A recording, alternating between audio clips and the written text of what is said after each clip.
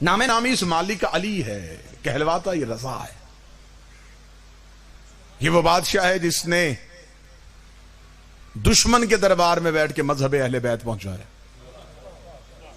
میں بچوں کو تاریخی حقائق سے روشناس کرواؤں، ولی عہدی قبول کی ہے امام نے مامون رشید کی۔ ہارون کے بیٹے مامون نے جب امام کو مدینے سے بلایا، اور اس کے پیچھے کیا حکمت تھی اس کے لیے ایک پوری مجلس چاہیے، ایک سطر میں سمیٹ دیتا ہوں۔ ہارون کے دو بیٹے تھے، ایک کا نام امین تھا، ایک کا نام مامون تھا۔ امین کی ماں ایک عجم کی کنیز تھی، مامون کی ماں کا تعلق عرب سے تھا۔ ہارون نے اپنی زندگی میں اپنے دونوں بیٹوں کو اپنی جگیر تقسیم کر دی، اپنی سلطنت تقسیم کر دی۔ عرب کا مالک مامون کو بنا دیا، عجم کا مالک امین کو بنا دیا۔ مامون نے امین کو قتل کر دیا۔ دونوں بھائیوں کی حکومت کے لیے لڑائی ہوئی، اور یہی فرق ہے خلافت اور امامت میں۔ حکومت میں اور امامت میں یہی فرق ہے۔ حاکم کے بیٹے لڑ سکتے ہیں، امام کے بیٹے نہیں لڑتے۔ کسی امام کے جانے کے بعد اس امام کے 18 بھی بیٹے ہوں، انہوں نے آپس میں امامت کے لیے تلوار نہیں نکالی۔ انہیں پتا ہے کہ امام ووٹوں سے نہیں بنتا، امام اللہ کی مرضی سے بنتا۔ جسے اللہ امام بنا کے بھیجے وہ ہم میں سے امام ہے۔ دو بھائی، مامون عرب سے، امین عجم سے۔ جب بھائی نے بھائی کو قتل کر دیا تو اب مامون یہ چاہتا تھا کہ عرب دنیا میں میری محبت لوگوں کی پیدا ہو۔ اس نے فوراً مدینے سے جناب امام رضا کو بلوایا کہ میں امام کو اپنا ولی عہد بناؤں گا، تاکہ لوگ کہیں گے کہ مامون نے باپ کی طرح آل محمد پہ ظلم نہیں کیا، اس نے تو اولاد رسول کو ان کا حق دے دیا۔ جب اس نے مدینے سے امام کو بلوایا گا، لمبی کہانی ہے۔ امام کا رستہ نیشہ پور سے آنا، تھوڑے دن پہلے بابا نالین بھائی وہاں سے ساری زیارات کر کے واپس پلٹے ہیں، مالک آپ سب کو بھی وہاں لے کے جائے۔ جب امام نیشہ پور کے رستے سے واپس آئے، وہ تمام واقعات کو چھوڑتے ہوئے جب امام پہنچے مامون کے دربار میں، امام نے کہا کیا کرنا چاہتا ہے تو مجھے؟ اس نے کہا میں آپ کو ولی عہدی دینا چاہتا ہوں، خلافت دینا چاہتا ہوں۔ امام مسکرا، اور امام کا طریق ساز جملہ سنیے گا، جو نوجوان بیٹھیں گے طریق ساز جملہ سنیے گا۔ امام نے مسکرا کے فرمایا کہ مامون تو مجھے بتا، جو خلافت تم مجھے دے رہا ہے، یہ خلافت کیا تجھے اللہ نے دی ہے؟ اگر تجھے اللہ نے دی ہے تو پھر اللہ کی دی ہوئی چیز تو اللہ کی مرضی کے بغیر مجھے کیوں دے رہا ہے؟ اور اگر یہ خلافت تجھے اللہ نے نہیں دی اور تو خود دے رہا ہے تو پھر میں وہ چیز لوں ہی کیوں جو اللہ نے دی ہی نہیں ہے؟ اس نے کہا نہیں مولا، میں چاہتا ہوں کہ آپ دربار میں بیٹھیں، لوگوں کو مذہب مچائیں۔ امام نے فرمایا پھر ہماری شرط ہے، حکومت کے معاملات میں ہم نہیں بولیں گے، مذہب کے معاملات میں تم نہیں بولو گے۔ میں کوشش کر رہا ہوں کہ میں گفتگو کا مرکز امام رضا رکھوں، میں بچوں تک ہسٹری پہنچاؤں اس بادشاہ کی۔ امام نے فرمایا حکومت جانے تم جانو، حکومت کے معاملات میں ہم نہیں بولیں گے، مذہب کے معاملے میں تم نہیں بولو گے، ہم لوگوں کو بتائیں گے اصل شریعت کسے کہتے ہیں۔ اس نے کہا ٹھیک ہے مولا۔ امام نے فرمایا ہماری بیعت کروائی جائے۔ انتہائی مشکل چیپٹر تاریخ کا میں آپ کے سامنے آسان طریقے سے پڑھنے لگا۔ امام نے فرمایا ہماری بیعت کروائی جائے۔ اس نے کہا اے فرزند رسول میری بیعت ہو چکی ہے اور میں آپ کا اعلان فرما رہا ہوں۔ امام نے فرمایا تجھے کس نے کہا ہے کہ تیری بیعت قرآن کے مطابق ہے؟ اگر تو نے مجھے ولی عہدی کی دینی ہے تو ہم اپنی بیعت کروائیں گے۔ امام تخت پہ بیٹھ گئے، اس نے اعلان کروا دیا کہ آؤ رسول کے بیٹے کی بیعت کرو۔ لوگ آنے شروع ہوئے، امام نے اپنا ہاتھ یوں بلند کر لیا۔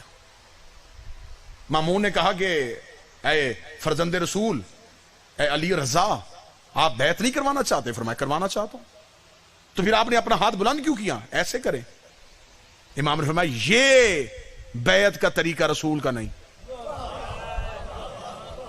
معصوم کسی کے آگے ہاتھ نہیں پھیلاتا۔ اگر بیعت کا طریقہ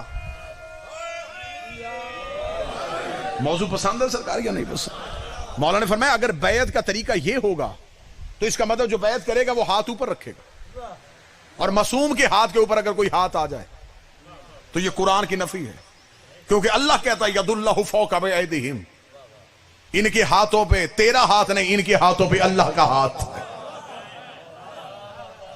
اسے کہا پھر بیعت کیسے ہوگی؟ امام نے فرمایا یہ بیعت کرنے کا طریقہ سقیفے سے شروع ہوا تھا۔ سب سے پہلی اسلام کی غلط بیعت سقیفے میں ہوئی تھی، ہاتھ پھیلا کے۔ آج بھی ہمارے ہاں جسے جمہوریت کہا جاتا ہے یہ سقیفے کی قسم ہے. آج بھی آپ کے دروازے پہ جو ووٹ مانگنے آتا ہے وہ ایسے آتا ہے.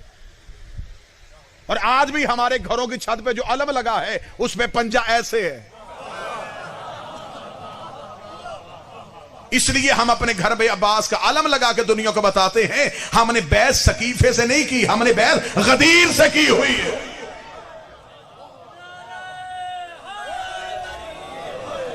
بسم اللہ سے رسالت مآب نے درود سارے حضرات مل کے بلند آواز سے پڑھیے اللہم صل علی,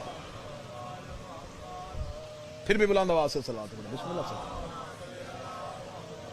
سیدزادہ عالم دین تشریف لے آئے.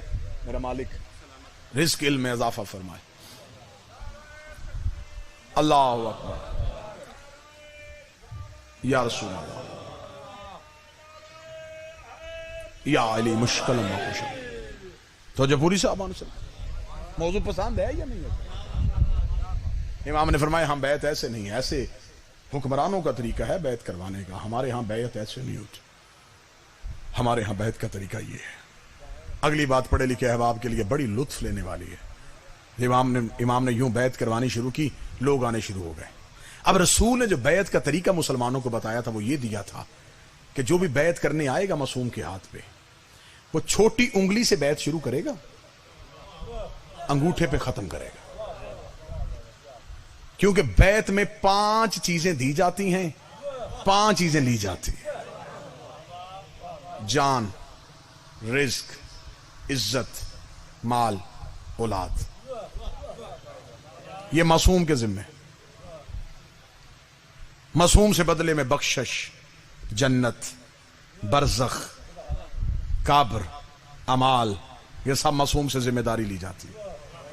اب امام نے بیعت کروانی شروع کی اور اب جو آ رہا ہے وہ ہاتھ پہ ہاتھ رکھ رہا ہے. امام مسکراتے جا رہا ہے. شام کے وقت ایک عبرانی نوجوان آیا, اس نے یہاں سے بیعت شروع کی. امام نے مسکرا کہا پہلی بیعت اب ہوئی ہے.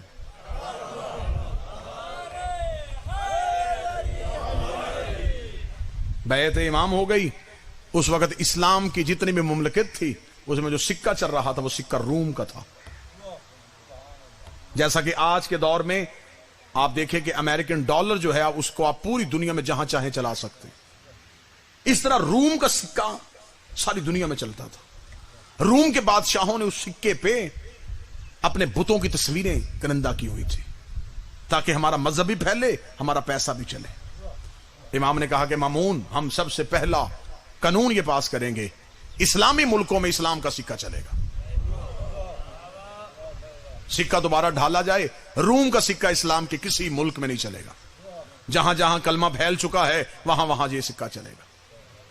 اس نے کہا ٹھیک ہے آپ کا حکم ہے, سکہ ابھی حکم دے دیتے ہیں, اسلام کا سکہ بنے گا.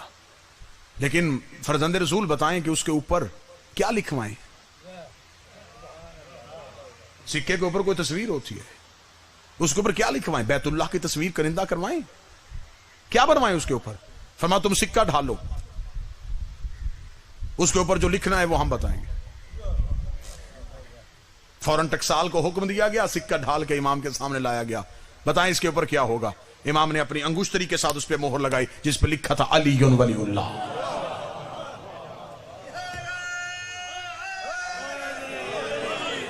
پوری دنیا میں سکہ چلے گا تو علی ولی اللہ کا چلے گا.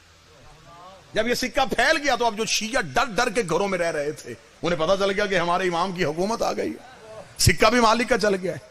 اب جب کسی شیعہ کو, کیونکہ انہیں پتا تھا تھوڑے دن تک یہ سکہ چلنا ہے پھر اس کے بعد رواج ختم ہو جائے گا, دشمن زمانہ ہے, مامون کے اندر تو بغض آل محمد ہے نا, اس نے امام کے کہنے پہ یہ سکہ چلا تو دیا ہے لیکن ابھی یہ سکہ بند بھی ہو جائے گا, پھر اس کے بعد یہ کہیں سے نہ ملے گا, یہ نایاب ہو جائے گا. جس شیعہ کے پاس وہ سکہ آتا وہ اسے کپڑے میں لپیٹتا, اپنے بازو پہ باندھ کے کہتا آج سے امام زامن ہے. تب سے یہ سلسلہ امام زامن کا چلا. کتنے واقعات ہیں, اشرے پڑھے جا سکتے ہیں. علی ابن موسیٰ رضا علیہ السلام, مامون اپنے دربار میں بیٹھا ہے, خوشبو کے جھونکے دربار میں آئے. خوشبو کا دربار میں آنا تھا, مامون متوجہ ہوا, اس نے کہا یہ خوشبو کہاں سے آ رہی ہے؟ ایک شخص نے پیچھے سے ہاتھ بلند کر کے کہا مامون ڈھونڈنا, یہ خوشبو مجھ سے آ رہی ہے. मामून ने कहा तूने कौन सा अतर लगाया है, ये खुशबू मैंने पहले कभी नहीं सूंघी। उसने कहा ना कोई अतर लगाया है ना मेरे पास कोई फूल है। फिर उसने कहा खुशबू किसकी है? उसने कहा मेरे पास रसूल के सर के बाल है। नस्ल दर नस्ल हमारे पास चले आ रहे हैं, ये बाल मेरे पास हैं। अब गुर्बत आ गई है, चाहता था कि बालों को बेचूं।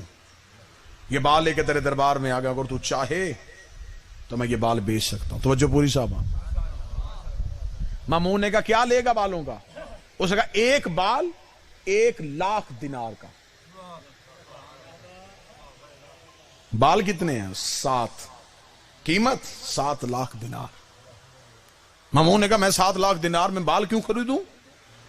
उसने कहा नहीं खरीदने तो ना खरीद, अगर तू बाल खरीद लेता तो तेरी दलील दावे में हो जाती कि तूने कहा है कि मैं वारिस रसूल हूं। ये बाल तेरे अलावा किसी के पास नहीं होने थे। मामू ने जल्दी से कहा 7,00,000 दिनार खजाने से दिए जाएं। 7 बाल खरीद लिए।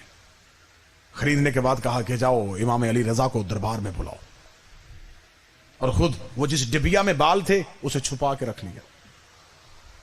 अगला लफ्ज, अगला जुमला सीनों में ठंडक महसूस करे तो चेहरों में विलायत की चमक नजर आनी चाहिए। मामू ने बाल छुपा दिए। थोड़ी देर बाद इमाम अली रजा का पहला कदम दरबार में आया। दरबार में फिर वही खुशबू दोबारा आई जो बाल से आ रही थी। वही खुशबू से दरबार फिर मुअत्तर हुआ। मामू ने करीब बुला के कहा कि आपके पास क्या रसूल के सर के बाल हैं? देखे मैं वारिस रसूल हूं, मेरे पास रसूल के सर के बाल है। इमाम ने फरमाया हमें जियारत करवाई जाए। डिबिया को खोला गया, इमाम के सामने रखा गया। 7 बाल सामने थे। इमाम करीब आए। इमाम ने 4 बाल अलहदा किए, 3 बाल अलहदा किए। इमाम ने कहा ये 4 मेरे नाना के हैं, ये 3 मेरे नाना के नहीं है। कोई बैठा है जो सुन रहा है सरकार? ये 4 बाल मेरे नाना के हैं, ये 3 मेरे नाना के नहीं। मामून करीब आया और करीब आके देखा। देख के कहने लगा मौला सवाल कर सकता हूं? पूछ। मौला इनकी रंगत एक जैसी है, दिखने में एक जैसे नजर आ रहे हैं, आपको कैसे पता चले कि 4 आपके नाना की ये 3 नहीं? मौला ने फरमाया आग रोशन की जाए। आग रोशन की गई। इमाम ने कहा 3 बाल आग में फेंके जाए जो मैंने लहदा किए। 3 आग में गए, तीनों ही जल गए। मैं मजलिस भी पढ़ रहा हूं, मजा भी ले रहा हूं। 3 गए, तीनों ही जल गए। थोड़ी देर बाद 4 बालों का आग में आना था, आग रोशन से गुलजार हो गई, ऐसे जैसे इब्राहिम पे ठंडी हुई थी। आग का बिल्कुल ठंडा होना था। मामून के चेहरे की रंगत तब्दील हुई। देखे इमाम अली रजा से कहता है नजर तो एक जैसे आ रहे थे, आपको कैसे पता चला था? इमाम मुस्कुरा के फरमाते बस तुम्हें यही समझाना चाहता था, तुम्हारी समझ में नबी का बाल नहीं आया, तुम्हारी समझ में नबी की आल कैसे आ सकती।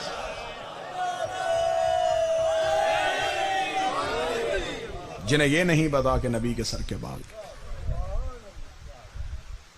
लंबे मनाजरे यहूदियों के साथ, ईसाइयों के साथ मामून के दरबार में इस बादशाह के किताबें भरी हुई हैं इस मालिक के मजहब इस्लाम की खिदमत पे। जब बैत हो चुकी तो मामून ने अपने जितने भी मुल्कों के गवर्नर थे वो सारे खाने पे बुलाए। तो जो है साहबान को बस ये आखिरी फजाइल का नुक्ता और यहीं पे वाजिबुल एहतराम को मिंबर दूं। जितने गवर्नर थे उनको बुलवाया। बुलवा के मामून ने 202 नशिस्तों का बंदोबस्त करवाया। 100 गवर्नर इधर बैठ गए, 100 इधर बैठ गए। एक कुर्सी अपनी लगवाई, एक इमाम रजा की लगवाई। फिर जमला समझिए, 100 गवर्नर इन कुर्सियों पे बैठे हैं, 100 इधर कुर्सियों पे बैठे। मामून, इमाम रजा, हर गवर्नर के पीछे एक हबशी गुलाम जो पंखे से हवा दे रहा है। 200 गवर्नर, 200 हबशी गुलाम। मामून, इमाम रजा। दस्तरखान लग गया, खाना सज चुका। गवर्नरों को इंतजार है मामून शुरू करे तो हम शुरू करें। मामून को इंतजार है कि इमाम शुरू करें तो मैं शुरू करूं। کھانا لگا ہوا ہے اور کھانے کی طرف ہاتھ نہیں اٹھ رہا، اسے کہتے ہیں طاقت امام۔ رازق بیٹھا ہوا ہے، سب کے ہاتھ رکے ہوئے، بسم اللہ سے۔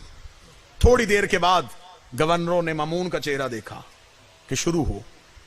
مامون نے امام رضا کی طرف دیکھا، سرکار کھانا تناول فرمائے۔ امام کی نظر حبشی غلاموں پہ گئی۔ امام نے کہا یہ نہیں کھائیں گے۔